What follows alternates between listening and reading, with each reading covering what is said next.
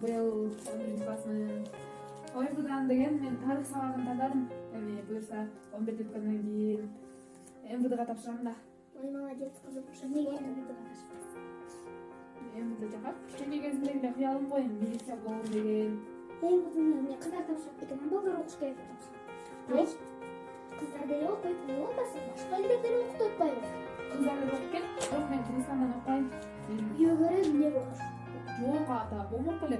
Мен деген атайын кичине кезимден эле кыялданып, Россиядагы Санкт-Петербургдан окуйм десем, каяктагы күйөө? Молодец. Күйөөгөрө беребиз, каяктагы окуйт, эмне жок, жүрөбүз. Ай, каяктагы күйөө? Ай, буну биринчи билим алыш керек, окутуш керек. Күйөөгө беребиз.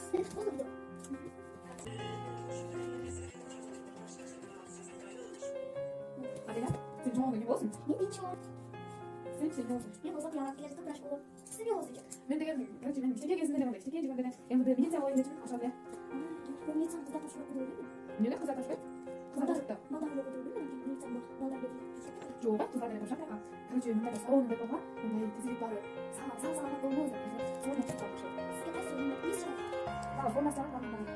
Иже болсо, эске съемка тарткан үйдө билес патрон, аны сойтуп барып келип билес, сон жиктак. Иди жок, мен андай гадым. Мен деген милиция болом. Бирок милиция жакта мен кийин кийин кыялдан келип. Адамдарға барып келе. Болду же, Эми 11 класс болғанда, эми жылдары окуп баштаган. Көрөсүңөр, мен кандай болгондо